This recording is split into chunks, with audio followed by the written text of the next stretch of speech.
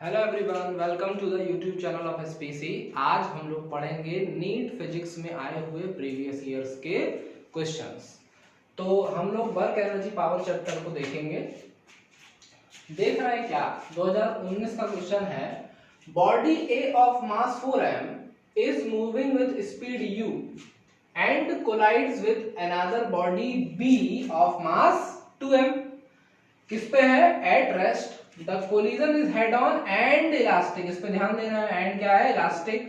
After the collision the fraction of the energy lost by colliding body A is. Option दिए हमको, क्या करना है? सिलेक्ट करना है कि कौन सा आंसर इसमें से सही है। तो हम लोग जानते हैं क्या कि लीनियर मोमेंटम क्या होता है अगर कंजर्व्ड है। लीनियर मोमेंटम अगर क्या है? कंजर्व्ड, तो पहली बॉडी का मास और उसकी वेलोसिटी, फिर दूसरी बॉडी का मास उसकी वेलोसिटी, तो ये तो रेस्ट पे है, जीरो, तो जीरो हो जाएगा। अब मान लेते हैं कि कोलिजन के बाद दोनों ही ऑब्जेक्ट की वेलोसिटीज क्या हो जाएगी? v1 और v2। तो ये क्या हो जाएगा? 4mv1 plus 2mv2। तो m और m, सारे m से m कैंसिल हो गए, तो क्या आएगा? 4u 4v1 plus 2mv2 2mv2। तो ये हमारे पास क्या निकल के आ गया?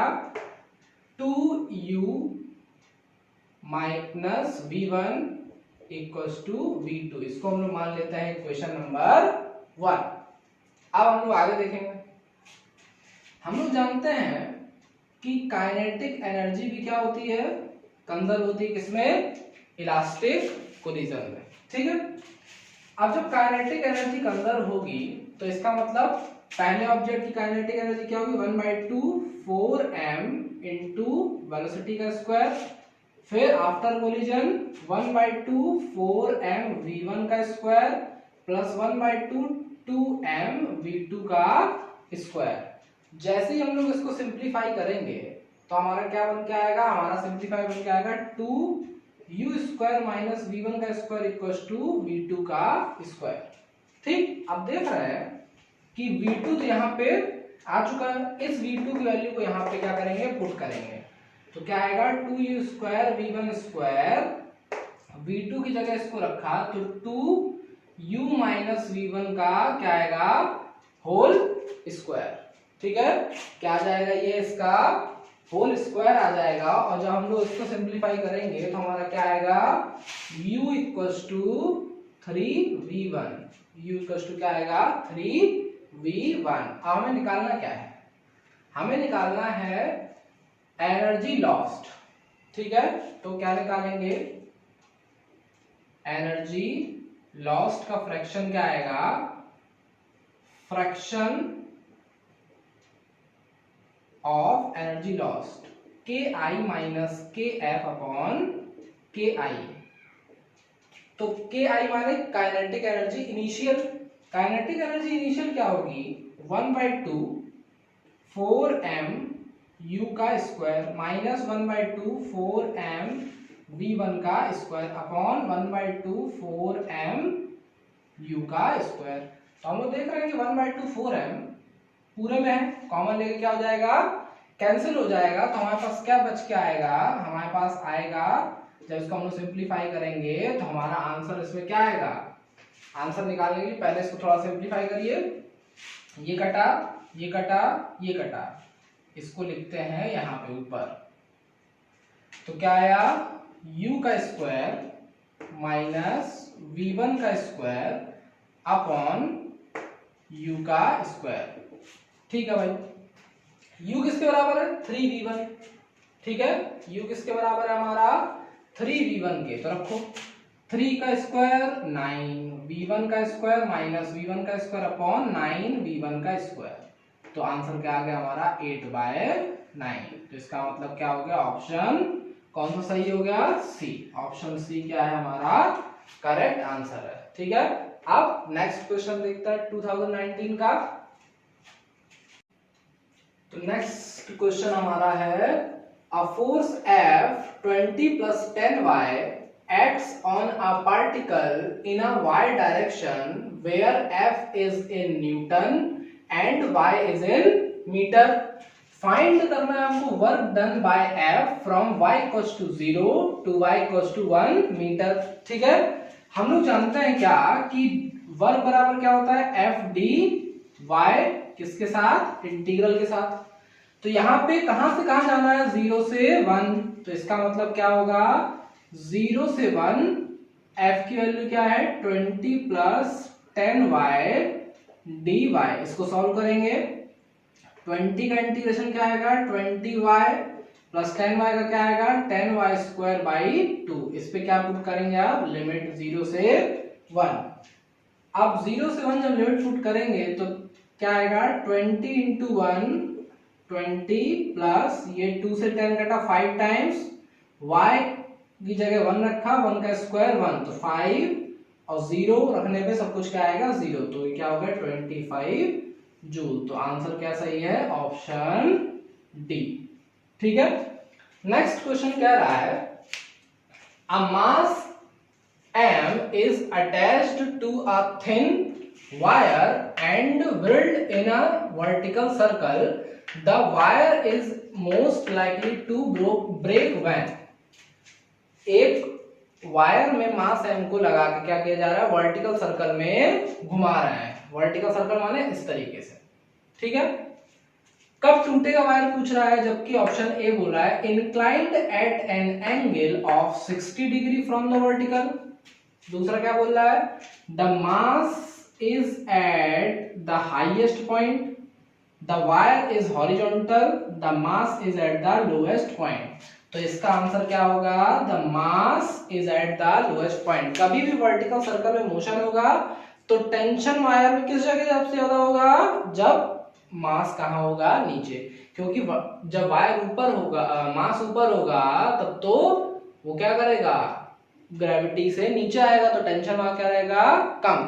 और जब नीचे रहेगा तो उस समय ग्रेविटी भी उसको खींचेगी और वो पॉइंट से बंधा हुआ है तो उस समय क्या होगा, टेंशन सबसे ज्यादा। ठीक है, तो इसका आंसर क्या है, the mass is at the lowest point is the correct answer. अब देखते हैं नेक्स्ट क्वेश्चंस को। तो नेक्स्ट क्वेश्चन हमारा 2018 का है। 2018 में 2 क्वेश्चंस आए थे इस चैप्टर से। देखते हैं पहला क्वेश्चन क्या है, a body initially at rest and sliding along a frictionless track from a height h just completes a vertical circle of diameter AB equals to D। Height h किसके बराबर होगी हमें ये बताना है। ठीक है, हम लोग जानते हैं कि अगर कैसा ट्रैक है, फ्रिक्शनलेस। फ्रिक्शनलेस ट्रैक है, इसका मतलब क्या होगा, फ्रिक्शनलेस ट्रैक का मतलब होगा कि ऊपर से नीचे आने में एनर्जी का लॉस कहीं भी क्या होगा, नहीं होगा। ठीक है, तो इसका मतलब है कि total mechanical energy initial equals to total mechanical energy final. अब जब यहां था तो रुका हुआ था, इसका मतलब कि एनर्जी कितनी होगी टोटल, mgh। और जब यहां आया तो मान लिया कि वेलोसिटी v से अगर चल रहा था तो 1/2 mv का स्क्वायर। तो m से m क्या हो गया, कैंसिल हो गया, तो h की वैल्यू क्या आ गई, v स्क्वायर अपॉन 2g। ठीक है, अब देखो निकालना क्या है, निकालना क्या है कि वर्टिकल सर्कल में जब कंप्लीट करता है वर्टिकल सर्कल को तब क्या होता है, तो वर्टिकल सर्कल कंप्लीट करने की सिचुएशन क्या होती है, for completing vertical circle v equals to होता है √5gr, जहां r क्या होती है, सर्कल की रेडियस।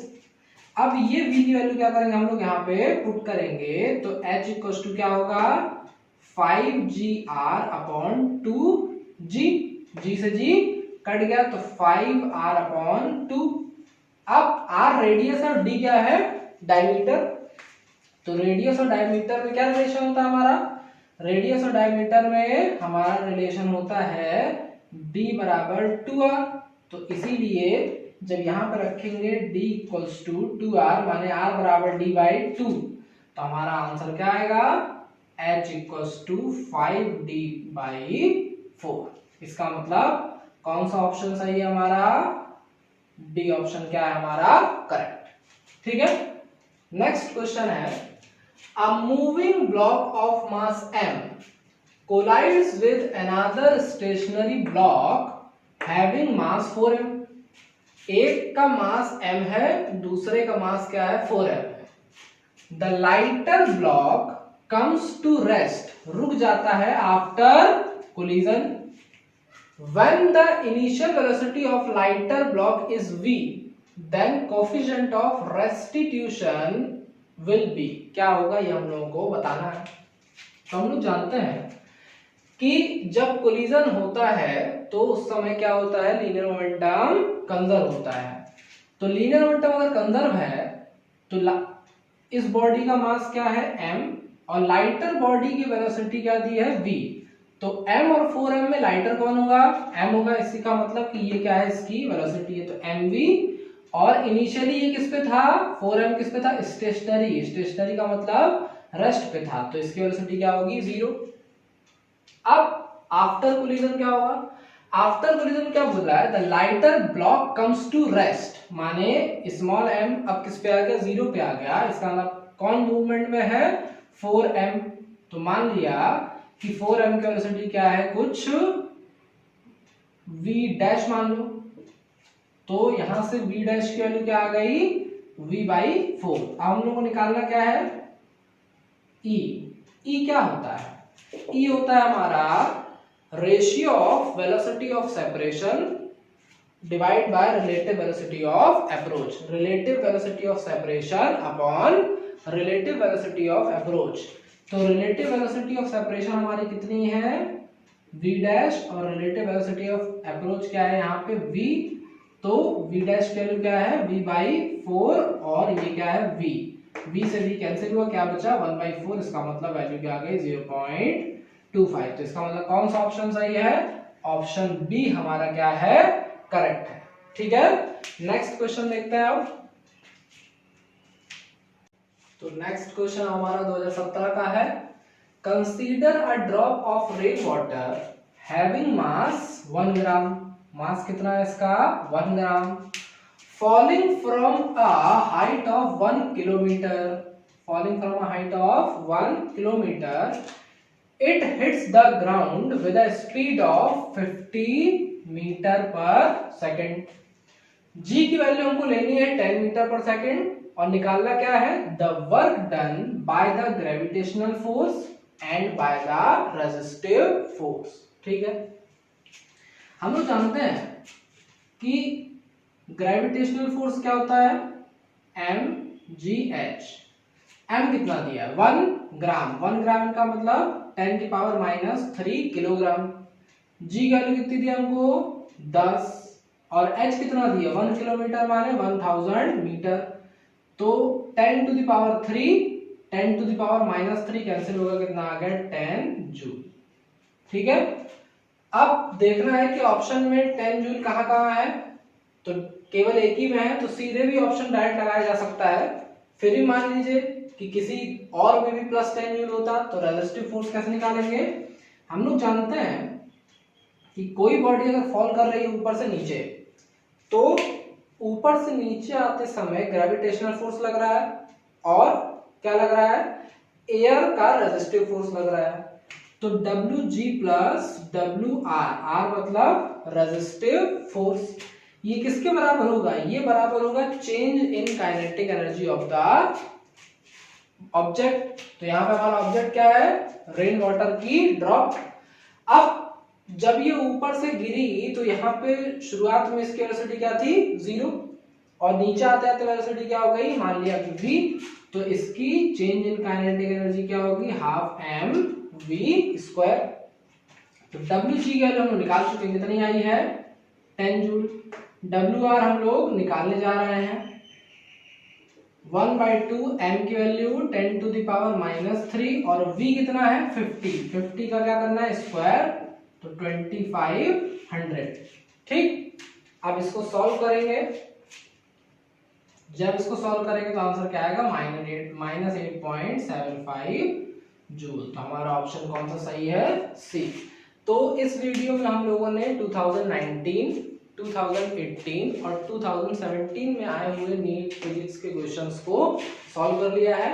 अब नेक्स्ट वीडियो में हम लोग आगे के क्वेश्चंस को क्या करेंगे, सॉल्व।